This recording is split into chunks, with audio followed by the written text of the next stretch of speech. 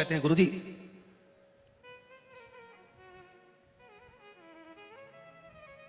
दो पौधे, एक शमी का एक बेलपत्र का, भूल से भी बेलपत्री के पौधे के नीचे से, बेलपत्री के वृक्ष के नीचे से अगर भूल से भी, तुम्हें नहीं मालूम कि यह बेलपत्री का पेड़ है, तुम्हें नहीं मालूम कि बेलपत्री का पौधा है, तुम्हें नहीं मालूम कि बेलपत्री का वृक्ष है, भूल से भी चलते चलते भी तुम्हारी ट्रैक्टर, तुम्हारी ट्राली, तुम्हारी गाड़ी, तुम्हारा बक्खर, तुम्हारा बेल, तुम बेलपत्री के पेड़ की छांव में से भी अगर निकल कर चले जाते हो तो दिन भर में अगर 100 पाप भी हो जाते हैं तो पल भर में धुल जाते हैं। एक बेलपत्री के वृक्ष के नीचे से, एक बेलपत्री के वृक्ष की छांव से, एक बेलपत्री के वृक्ष की मात्र टहनी की छैया से हमारे कोटि कोटि पाप समाप्त हो जाते हैं। आप सबसे इस कोटेश्वर धाम की पावन धरा से एक निवेदन करना चाहूंगा, पूरे आस्था चैनल के श्रोताओं से, फेसबुक यूट्यूब के श्रोताओं से, और जितने लोग यहां कथा सुन रहे हैं, बारिश का समय आए तो एक बेलपत्री का पेड़ बड़ा कर कर उसको कहीं रोड के किनारे अवश्य लगाओ, कोई निकल कर जाएगा, उस पर छांव पड़ गई तो उसका कल्याण हो जाएगा। वृक्षारोपण में बेलपत्री का वृक्ष अवश्य लगाइए। 2 वृक्ष की छांव और 2 वृक्ष का दर्शन हमारे जीवन को सुख दे जाता है। एक बेलपत्री, दूसरा शमी का पौधा।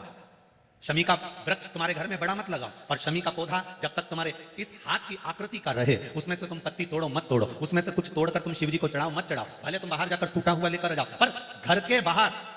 घर के कमरे में नहीं, हॉल में नहीं, घर के अंदर नहीं। तुम्हारा घर चारों तरफ से हो जाता है, 4 कमरे, हॉल, किचन, लेटरिन, बाथरूम सब पूर्ण कंप्लीट हो जाए, उसके बाद जो तुम्हारे जगह बचे, घर से जब तुम बाहर निकलो तो बाहर की ओर जाते समय, अगर तुम्हारे निकलते समय तुम्हारा सीधे हाथ की ओर अगर शमी का छोटा सा पौधा लगा है तो यह निश्चित है कि तुम जिंदगी में कभी किसी अदालती कोर्ट केस में, कभी प्रशासनिक आदि केस में, कभी किसी गलत जगह पर जिंदगी में नहीं फंस सकते, आप उससे बाहर ही निकल जाएंगे। एक शमी का छोटा सा पौधा भी, उसका स्पर्श, उसका दर्शन, उसमें चढ़ाया गया 1 लोटा जल। शमी 3 देवताओं को सबसे ज्यादा प्रिय है। पहला देवाधिदेव महादेव, दूसरा शनि महाराज, तीसरा श्री गणेश जी महाराज। श्री गणेश जी महाराज, क्योंकि शमी की शादी करने वाला कौन था? कौन इनको विवाह करेगा? अभी आगे आप कथा में सुनेंगे, शमी और मंदार की कथा जब आएगी, शमी और आंकड़े के फूल की, सफेद फूल, नीला फूल, गुलाबी फूल, आंकड़े का जो होता है, मंदार का होता है, उसका वर्णन जब आएगा आप उसमें श्रवण करेंगे। एक शमी का पौधा, तुम घर से बाहर निकल रहे हो, हाँ ये जरूर है कि जो फ्लैट में रहने वाले हैं वो इस पौधे को नहीं लगा पाएंगे, क्योंकि जब दरवाजे से निकलते हैं तो अंदर गच्ची होती है, गैलरी होती है, तो कैसे लगाएं घर के बाहर? हाँ, आप डायरेक्ट निकल रहे हैं और आपका पौधा घर के बाहर लगा हो तो बात दूसरी, छोटा सा गमले में, ज्यादा बड़ा नहीं, छोटा सा, ज्यादा बड़ा हो जाए तो उसको कहीं और लगवा दो, छोटा। घर से निकलते समय